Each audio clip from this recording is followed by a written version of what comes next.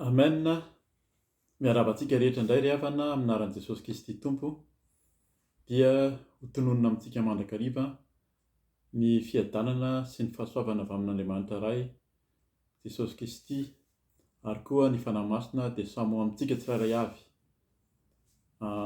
Amin'izao fihaonana izay mitohy ataontsika amin'ny fampahirizana ary androany dia miompana manokana amin'ny fijoroana vavolombelona aho amin'izay namanginy Tompo aho amin'ny anarana hoe Jehova, ka dia hivavaka tsika ary hivavaka miatrahantsika izany fotoana izao amin'ny anaran'i Jesosy.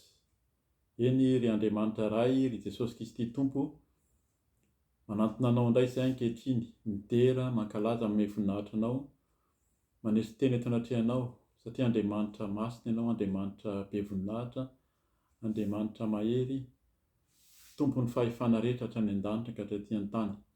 Dia ianao no Andriamanitra, ianao no Tomponay, ianao no ivavahanay, tsy mahana afa-tsy ianao izay Tompo, ka ianao no ankalazanay.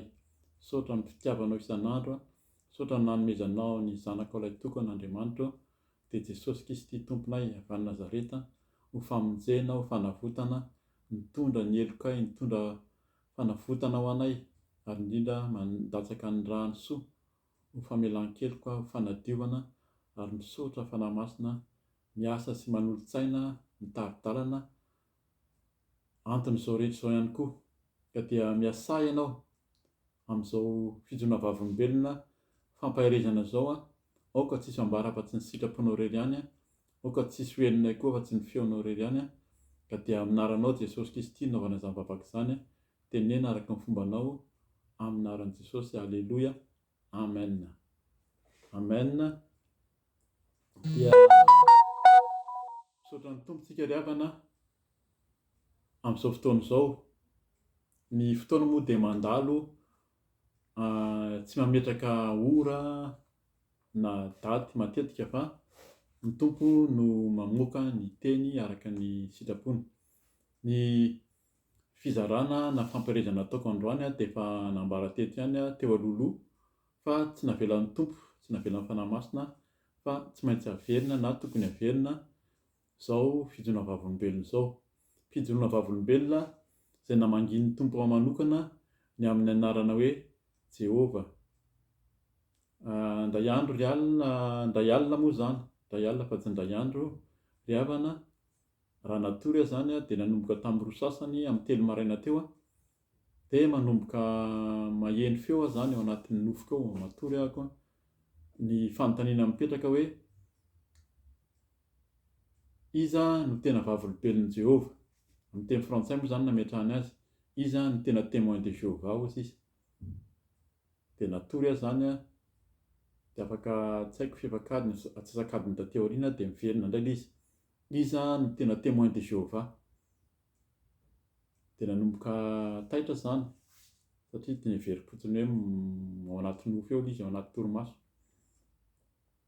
Dia inona ary no tian'ny fanahy masina lazaina amin'izany?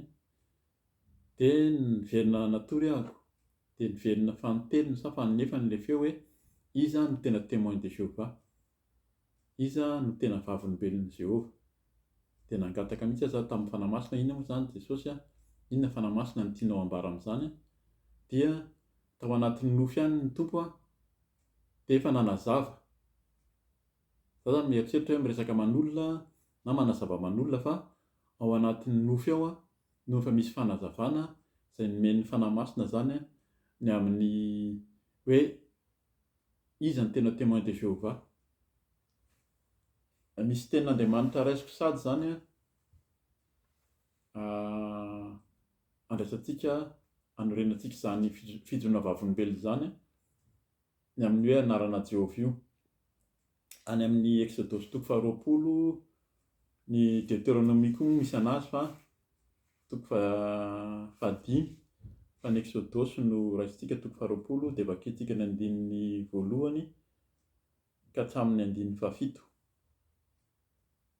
amin'ny anaran'i Jesosy hoe dia nilaza izao teny rehetra izao Andriamanitra ka nanao hoe izao no Tompo Andriamanitra aho izay nitondra anao nivoaka avy tany Ezipta avy tamin'ny trano na andevozana. Aza manana andriamanika hafa fa izao ihany, aza manao sarin-javatra voasokotra ho anao na ny mety ho endriky ny zavatra izay eny amin'ny lanitra ambony na izay ety amin'ny tany ambany na izay amin'ny rano ambanin'ny tany. Aza miankohaka eo anatrehany ary aza manompo azy fa izao Tompo Andriamanitra ao dia Andriamanitra saro-piaro ka mamaly ny heloky ny ray amin'ny zanaka hatramin'ny zafiafy sy ny zafindohalika dia amin'izay mankahala azy, mankahala ahy. Nefa kosa mamindra fo amin'ny olona rivo mandimby izay tia ahy ka mitandrina ny didiko. Aza manonona foana ny anaran'ny Tompo Andriamanitra ao fa tsy ataon'ny Tompo ho tsy manatsiny izay manonona foana ny anarany. Amen. Dia izay teny izay no mampatsiahy ny fanahy masina amin'izany fijoroana vavolombelona izany. Dia azavaiko izany hoe inona no fanazavana nataon'ny fanahy masina amin'ny izany teny hoe iza ny tena vavolombelon'i Jéhovah na iza ny tena témoin de Jéhovah. Ataoko hoe miditra kely nga moa zany ny tena moa zany atao anatin'ny fitomboana na fitaizana ara-panahy hatramin'ny mbola kely lehibe tao amin'ny fitaizana FJKM satria taty Antananarivo no lehibe, protestanta moa zany ny ray aman-dreny, nefa lehibe tany atsimo koa ireo ray aman-dreny ireo ka ny any atsimo tamin'izany fotoana izany dia ny finoana loterana no hoe narahana tamin'izany. Dia noho ny lehibe dia hoe tsy maintsy natao batisa tamin'ny fomba FJKM dia natao confirmation, natao mpandraifana samy tompo araka ny fomba loterana. Noho ny efa lehibe dia avy eo niona tamin'ny tompo amin'ny resaka endrika fifazana, teo amin'ny fifazana amin'ireo tobo lehibe efatra ireo zany no niantson'ny tompo anahako indrindra tamin'ny fahatanorana.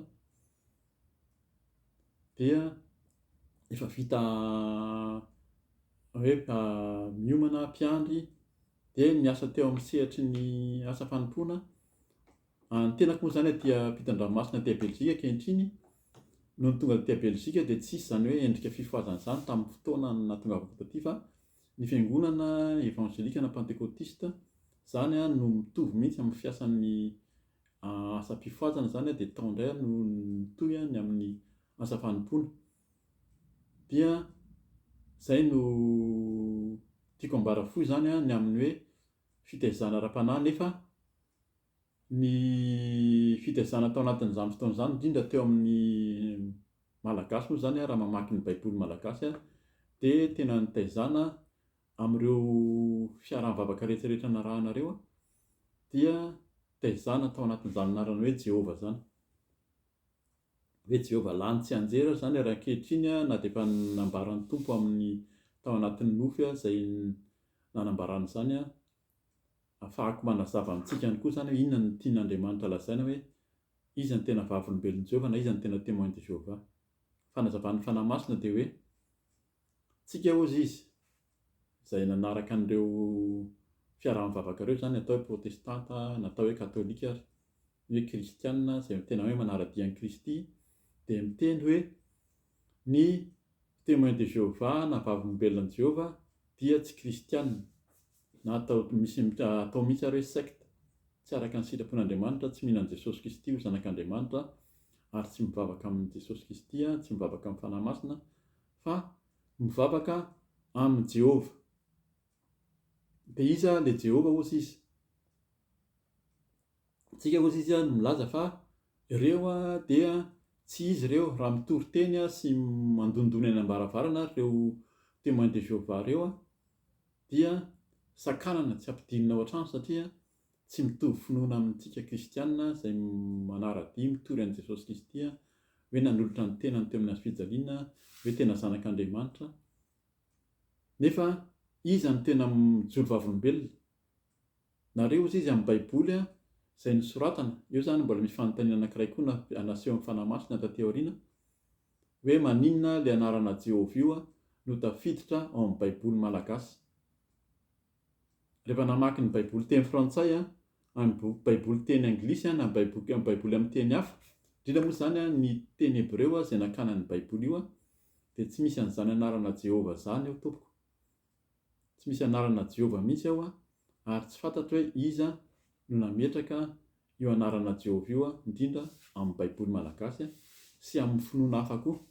Amin'ny teny frantsay izy aloha dia tsy apetra mihitsy fa amin'ny finoana hafa dia mbola misy mametraka ihany hoe ilay Jehova io no atao hoe anaran'Andriamanitra. Nefa araka ny vakiantsika tamin'ny tenin'Andriamanitra teo dia amin'ny andininy fahafito amin'ny Exodosy 20 dia miteny mihitsy izy hoe aza manonona foana ny anaran'ny Tompo Andriamanitra ao. Amin'ny baiboly malagasy ary izy dia mbola teneniny foana aza manonona foana ny anaran'i Jehova Andriamanitra ao. Dia mahagaga mihitsy hoe tsy manonona foana nefa asianao anarana izay atao hoe Jehova. Fa Tompo io Tompo Andriamanitra io amin'ny teny frantsay izy hoe l'Éternel, Velor, amin'ny teny anglisy, amin'ny teny hafa dia hafa mihitsy. Amin'ny teny hébreu moa zany dia tsy voatonona io, anarana tsy voatonona io. Mosesy no nisehoan'Andriamanitra tamin'izy teo amin'ny tendrombohitra raha nantsoin'Andriamanitra hoe hamoaka ny zanak'Israely tany amin'ny fahatevozana. Dia nanontany mihitsy Mosesy inona zany ilay anarana ho tononiko amin'ireo Israely sy Farao ireo, satria zany malaza tamin'izany misy anarana izay efa meny zareo anarana ny masoandro, ny kintana, ny volana, ny zavaboary, ny zavamaniry. Dia asiana anarana daholo, misy Andriamanitra anarana izay mitaiza sy mitahiry ireny zany. Fa miteny Mosesy iza indray zany ilay anarana mba ho tononiko. Fa Andriamanitra dia tena niteny mihitsy hoe izao ilay Andriamanitra izay izy. Tsy voatonona io. Io Andriamanitra izay izy io koa amin'ny teny hébreu dia tsy misy. Amin'ny fiteneny hébreu zany tsy mba misy mihitsy, zany hoe amin'ny teny frantsay moa zany mahazatra antsika malagasy ngamba ny azo tenina hoe je suis, hoe izao tsy misy manonona an'izany ao amin'ny fomba fiteny hébreu fa Andriamanitra irery no samy teny tamin'ny Mosesy hoe izao ilay izy, Andriamanitra ny teny amin'io. Adika amin'ny teny mahazatra antsika hoe YHVH, fa amin'ny teny frantsay zany, amin'ny teny latina dia izay ny andikana azy, fa amin'ny fiteny hébreu izy dia tsy voatonona mihitsy, fa satria hébreu, tamin'ny teny hébreu no nitonon'Andriamanitra tamin'izany, fa tsy amin'ny teny hafa mihitsy, na teny grika nandikana ny baiboly, na teny araméen, na teny frantsay, na teny anglisy, fa tamin'ny teny hébreu no tenen'Andriamanitra tamin'ny Mosesy dia Yod He Vav He.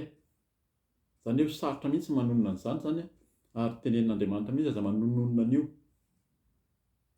Fa ilay Tompo Andriamanitra eto moa zany ilay Tompo Andriamanitra io Andriamanitra io ilay amin'ny teny frantsay atao hoe Dieu grand D na grand A Andriamanitra, dia io no atao hoe El amin'ny teny hébreu, El na Elohim, ilay Andriamanitra mpamorona. Misy koa zany ilay atao hoe ilay Tompo, ilay Tompo io amin'ny teny hébreu dia atao hoe Adonai. Adonai izy amin'ny teny hébreu ka izay mahagaga na tsara ho fantatra, satria ao anatin'ny fampianarana taty aoriana zany rehefa nitenenan'ny Tompo ao amin'io nofo io dia nanomboka nandalina sy namakafaka hoe fa maninona tokoa moa no tafiditra ao anatin'ny baiboly malagasy misy an'izany Jehova zany dia iza ny tena témoin de Jéhovah. Tsika zany milaza fa ilay témoin de Jéhovah dia secte tsy araka ny sitrapon'Andriamanitra, nefa tsika dia manonona an'ilay Jéhovah foana, ilay Jehova foana. Amin'ity baiboly malagasy mihitsy ary dia misy mihitsy hoe Jehova n'Andriamanitra, tena mampalahelo mihitsy. Ary rehefa vakianao amin'ny baiboly maro, voadika maro efa misy izay sorako an'Andriamanitra raha nandalo tany an-tanindrazana, dia misy kay ny baiboly, nisy olona zany efa resy lahatra ary efa nandray koa izao fijona vavimbelona izao nahazo talohako. Tsy haiko hoe tamin'ny fotoana inona fa farafahakeliny tamin'ny 10 taona sa 20 taona lasa no nefa nisy olona nandika ny baiboly tsy nasiana anarana Jehova intsony. Amin'izao fotoana izao rehefa nandalo tany an-tanindrazana ny tena dia tsy misy ilay izy, satria mety hoe nifoalina ve, mety hoe be da be ozy izy, be da be io lasa mividy an'io daholo ny olona any ka mety tsy mivisy mividy intsony ve ilay baiboly misy anarana Jehova. Fa araka ny tenin'Andriamanitra mihitsy zany dia izy ny tena témoin de Jéhovah hozy izy. Isika izay manonona foana an'ilay Jehova Andriamanitra, Jehova, izay tsy tokony ho tononona akory ary. Zany hoe ianao zany a, izay manonona an'io anaran'io a, dia ianao a no tena vavolombelona. Zareo ilay miteny fa hoe vavolombelona ary zany a, mety faly fotsiny izy a, na mijery fotsiny izy hoe reo manohitra antsika reo mandaa antsika, nefa iza ny tena mijoro vavolombelona fa tsy ery zareo foana ve no mijoro ny vavolombelona ny anarana entsika. Anarana nomeny zareo izy io, tsy fantatra araka ny teny izay hoe inona no ny fanarahana teo ampanitana ny baiboly malagasy ka nametrahana io anarana Jehova io. Nisy rahalahy na misy fiaraha-mivavaka efa manazava an'io any Madagasikara. Efa hitako tamin'ny YouTube moa izy zany taty aoriana koa. Fa angamba ny sitrapon'ny tompo na tsy sitrapon'ny fanahy masina moa hatramin'izao, fa tsy mety tadidiko ilay anarana izay manazava ihany koa ary manazava tena tsara fanazavany ny amin'ny hoe tsy anaran'Andriamanitra io anarana Jehova io ary napetraka fotsiny tao amin'ny baibolitsika malagasy io na dia neverina fa tsy anaran'Andriamanitra io. Ny fanarahana tany amin'ny mpiandohana araka ny teniko teo zany, tsy fantatra inona ny antony fanarahana tamin'izany na tonga amin'izy hoe apetrao io anarana Jehova io amin'ny baiboly malagasy. Dia izay zany ny fanazavan'ny fanahy masina hoe izay ny antony namereny anazy. Rehefa tena nandroso tao anatin'ny hoe fahamasinana sy fahamarinana zany tao anatin'ny fotoana 2 taona 3 taona teo zay no niantson'ny tompo araka ny nazavaiko teo, fa nandeha tamin'ilay lalana izay heverina koa satria tao anatin'izany no nitompo na lehibe tao anatin'ny fiainana kristianina. Fa rehefa mandroso amin'ny fahamasinana ianao dia tonga koa ny atao hoe fahamarinana, dia tonga ny fanahy masina izay mamangy antsika. Mety mamangy antsika amin'ny fahitana izy. Any amin'ny Joël 3:7 mihitsy ary moa zany dia voateny mihitsy zany hoe mety ny zatovovavy na ny zatovolahinareo ny antitra, ny tanora, ny lehibe dia ahita fahitana amin'any anonofy miteny amin'ny alalan'izany ny tompo. Izy Andriamanitra, antsika miteny mihitsy fa Andriamanitra dia tsy miova omaly sy anio ary mandrakizay.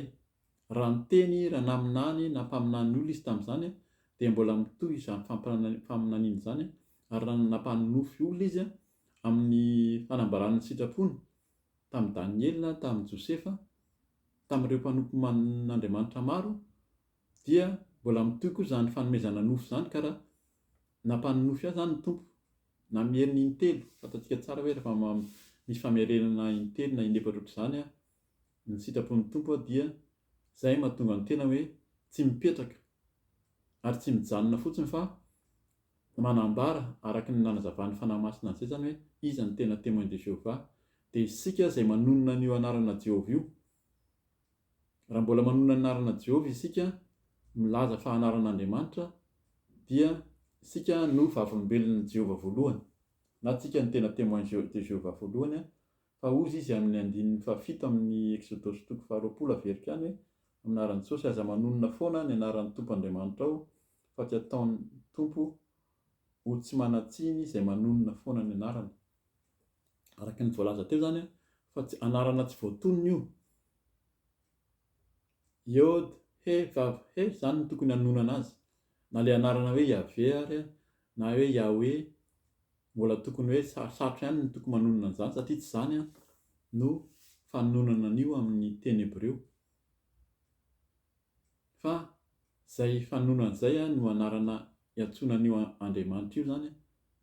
Raha mitentsika hoe tompo araka ny teny teo zany efa nazavaiko teo dia ny tompo dia Adonai koa izy amin'ny anarana teny hebreo ary misy ny atao hoe Elohim.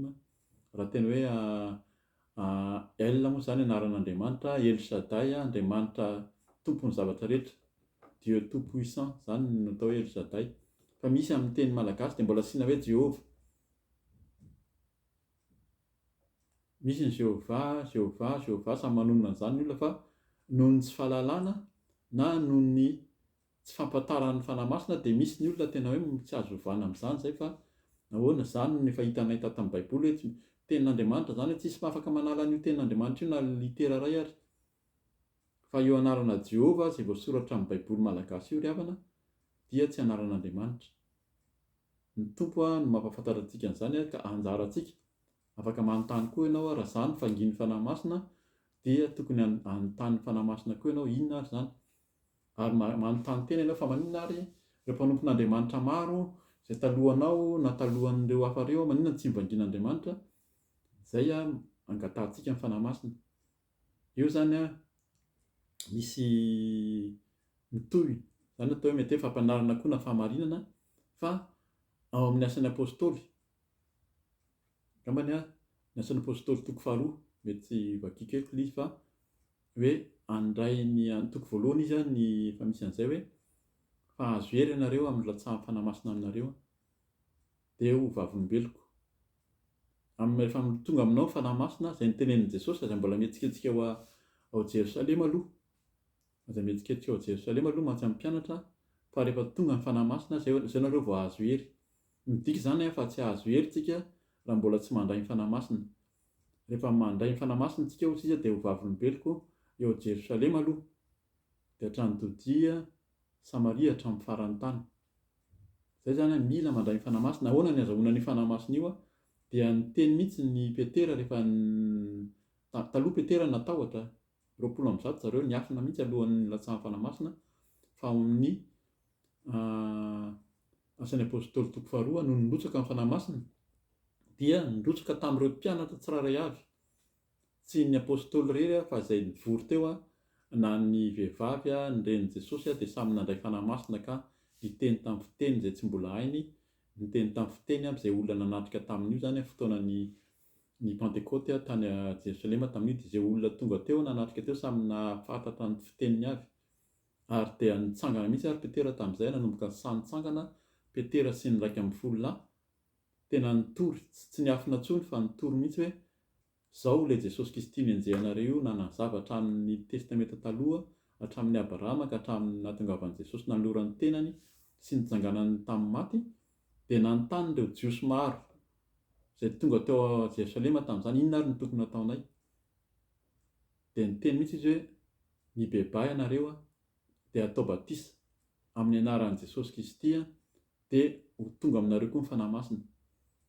Tiana lazaina amin'izany ny batisa ny fibebahana ny olon-dehibe vida batisa ka mibebaka, tsy zazakely natao batisa fa ny lehibe fa raha zaza dia natolotra, raisin'i Jesosy ireny dia nitolorany ny menotsodrano na ny vavahany.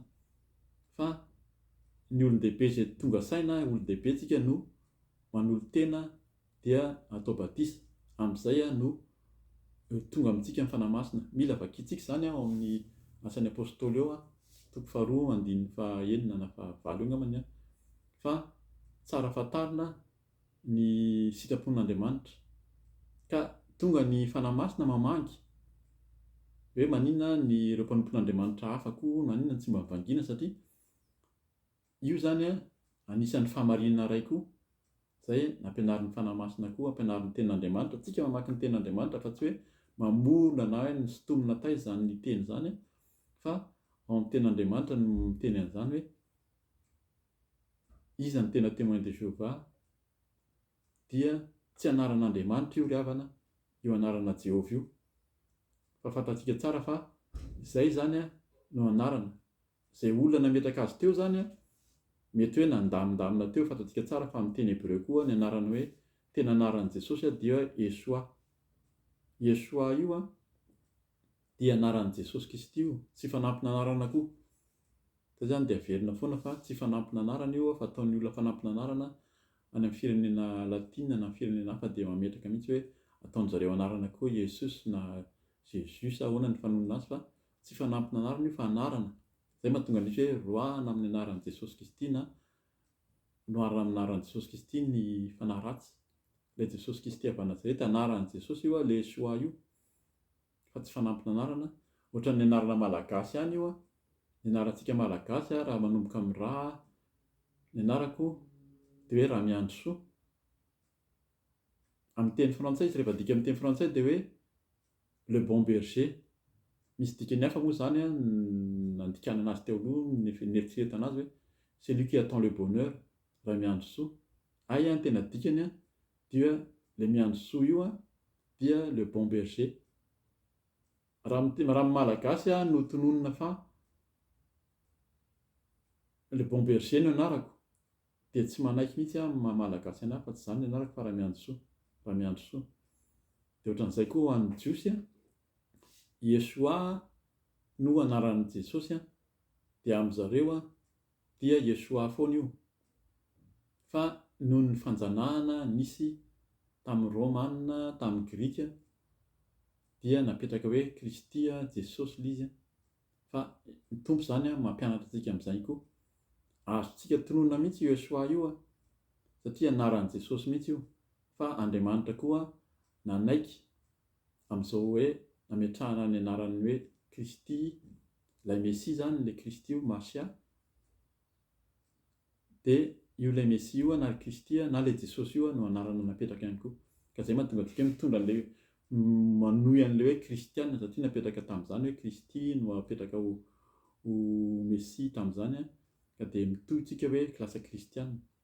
Fa nahatonga ny hoe anarana Jehova araka ny fanazavana taon'ny fanamasina io na ny fanazavana efa nentin'ny olona hafa koa zany izay nametraka an'ilay anarana Jehova dia ilay YHVH natambany tamin'ilay Yeshua dia nahitan'ilay anarana hoe Jehova, izay tsy anaran'Andriamanitra mihitsy ary mila fantarina hoe avaiza moa izy io ary anarana iza tokoa io fa anarana misy fanazavana ary.